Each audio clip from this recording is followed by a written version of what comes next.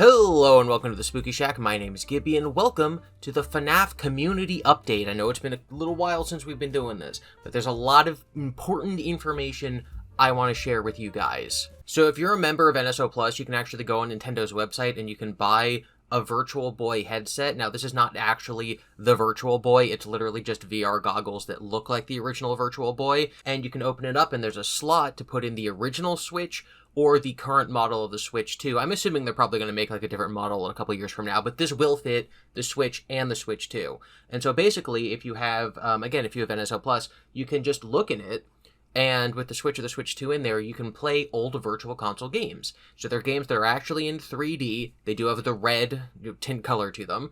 And there's a couple good Virtual Console games. Like the Wario game for Virtual Console is actually really, really good, and I do recommend playing it. Now, I never used a Virtual Boy before this. My friend does have one. He's like a really old video game collector. But I've never been able to play the Virtual Boy until now, and I was actually really, really psyched to do it. There's a really interesting and funny feature that on the Switch 1, because games like Breath of the Wild and Mario Odyssey were updated to be compatible with Nintendo Labo, they actually have VR modes. So, like, you can play Breath of the Wild on the Switch 1 in VR. But because Nintendo only ever thought that you'd have Labo, you can only do it, like, one-handed. It's the silliest thing ever. There have been tests where people can do where, like, you plug in the Switch dock, whatever, you get a special plug, and, like, basically you can attach it to any other normal VR set. But basically, that still works in this. So you can play Breath of the Wild on the Switch 1 in VR mode on the Virtual Boy. And it's awful. It's actually horrendous, but it works, and that is something I think is really, really funny. But yeah, I've never been able to play Virtual Boy before. I was playing the Wario game, and after about half an hour of playing, I got, like, a crazy bad headache, and so, like, I get why this product flopped. I have now experienced the Virtual Boy, and I do not enjoy it. This was a Cinemark exclusive popcorn bucket when the FNAF 2 movie came out, and it's actually probably my favorite plush of any FNAF merchandise that I have. This little thing in the front comes off. Obviously, this is the popcorn tin where you put the popcorn. But the little Freddy behind him is actually, like, incredibly sturdy. Like, this is probably the most stuffed, the most, like, oh, there's actually stuff in here that I would, like, buy, not just random garbage and merch from, like, my favorite video game, but, like, an actual stuffed animal firmness to him. The unfortunate part is that what he's using to hold on to this is basically just Velcro that's sticky, and so his arms keep falling off. So I think in the future he's not going to be able to hold on to the tin very well, but this is probably one of my favorite pieces of FNAF merch, just because he's such like a good he's such a good plush Freddy. But he doesn't have a bow tie, which I've heard people complain about. He's like naked. But I do love this. I've never put anything in it. I didn't use this actually for popcorn when I went to the FNAF movie.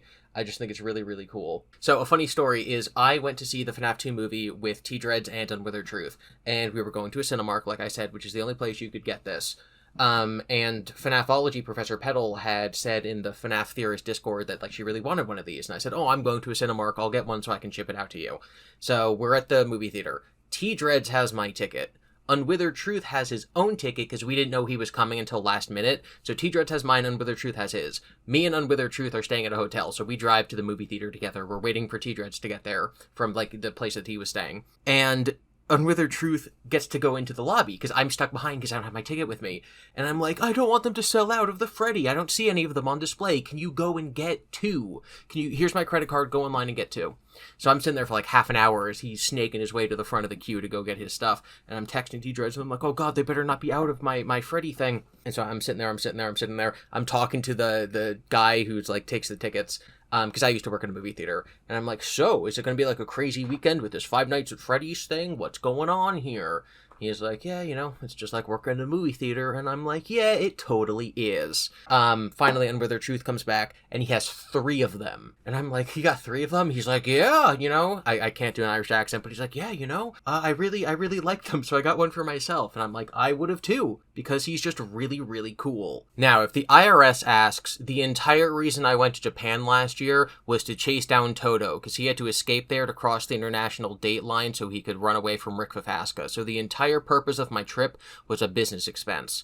But if anyone besides the IRS asked, I went to Star Wars convention, I went to Star Wars Celebration, and I needed this. This is a Jar Jar Binks Funko Pop. I'm trying to get it so it doesn't reflect my screen.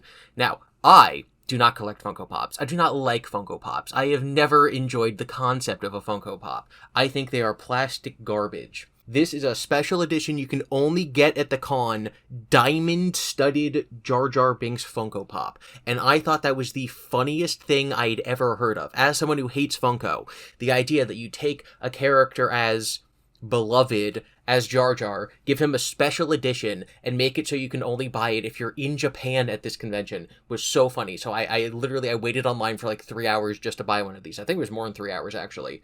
And then Ahmed Best, who plays Jar Jar, was at the convention, and so you can go up and you can, like, pay for him to sign something. And so I then spent, like, I think another couple hours standing in line, to get it signed. So the only Funko Pop I own, besides my gingerbread Foxy, is this signed by Ahmed Best Diamond Jar Jar. The concept of, like, how overly merchandised Star Wars is like, they'll make a Funko Pop out of anything. Right, they will. They'll make a Star Wars figure out of anything. Right, they will. Nerds will get anything signed by an actor. Yeah, we will. And then finally, the cherry on top is that I got this graded by PSA. So the autograph and the figure are graded. It's a 9. The figure is an 8.5. The autograph is a 9. So yeah, it's like, this is just like one of my favorite objects I own, because nothing about it is something I actually enjoy, but every part of it is like a cultural artifact for a different reason. And so this goes back there behind my Freddy, with my Freddy. This is the Five Nights at Freddy's and Fanta collaboration they did last year when Universal was like, I don't know, it's like, here's all the Universal monsters or whatever. They did a collaboration with FNAF, and so we got this soda, just regular orange Fanta, and then we also got like a zero sugar version where the box is white and the can is white, and they didn't sell those around me, so I didn't get one. And Narrowhaven has one, but he will not give it to me.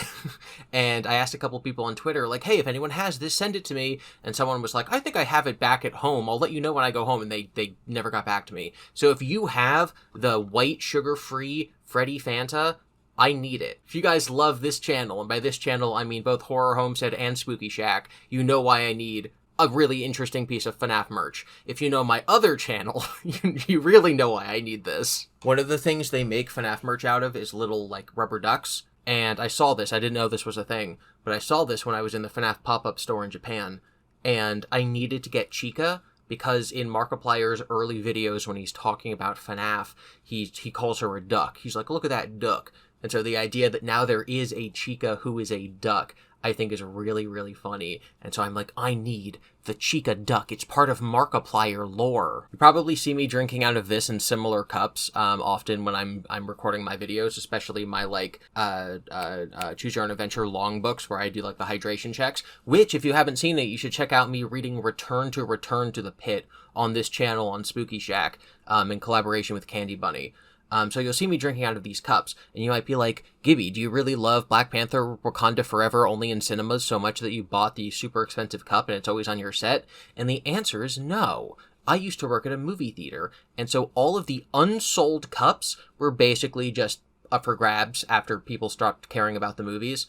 The other thing is that whenever a cup touched the ground or broke in any way, we couldn't sell it anymore. So typically the people who were working got to, like, decide who was going to take them home. So I just have random movie merchandise, those popcorn tins, cups like this, from movies that people didn't care about, or if the thing just fell on the ground. And I have so many of these that I just don't have other kinds of cups or bowls at my house, because I have so many of these plastic movie ones. So that's why if you ever see me drinking out of Blue Beetle, Thor 4, Barbie, or Wakanda Forever cups while I'm filming a video, it's because I have so many of them, because I got them all for free when I was working at a movie theater. If you've ever wondered how I dust all of my Lego, first of all, I try not to put them out in the open, where I have all these little, like, jars, these little, like, there's not anything in this right now, but, like, I'll put them in one of these, or I get just, like, an acrylic box or a case for them. If you see the helmets back there, I think the only one you can make out right now is Shadow, right? Shadow the Hedgehog's head. He's in a little container, but there is sometimes when I need to dust the container, or I do have a Lego thing that's, like, left out, and that's what this is. I used to buy canned air, like keyboard cleaner from Walmart, but now I have one of these. This is basically a rechargeable portable vacuum. So you just go, like, whoosh, and you can dust off all your Lego, or basically dust off anything else you have. But specifically, if you fall little small models or anything like that, you can use one of these. I then have, typically you'd want like unscented ones, but I do have wet wipes. And obviously, where is it? And, one of these, like a feather duster type thing, but not literally a feather. So I use those to, keep my area free of dust. That's what I do to all the collectibles back there. I dust my house. Oh, I forgot to say this earlier. You know how about that, the popcorn bucket for FNAFology? She sent me this poster, which you can barely see, which was a different theater chain exclusive item. And so I sent her this, and she sent me that, and that's really cool. I used to have the FNAF 1 movie poster back there, and that was sentimental to me because it hung in the movie theater I was working at when the first FNAF movie came out. That's now in a different part of my house, and so now I have the poster that FNAFology sent me up there. I'm reading this, but I don't really like it, so I might not finish it. Alright, that's all the important FNAF updates for now, so now we're going to get to your community questions. Are you going to do more community updates plus reading/answering comments? Yes. Thank you for watching. Be sure to be nice to each other in the comments, consider supporting the creators you admire, never lose sight of the things that are important to you, and remember, Freddy stands for Friendly, Respectful Engagement, Discussion, and Discourse Yield Success. This was obviously an April Fool's video, but over on my main channel on Horror Homestead, I have a real serious non-April Fool's video that I'm going to put up probably right after this one premieres. So make sure that you go and you watch that.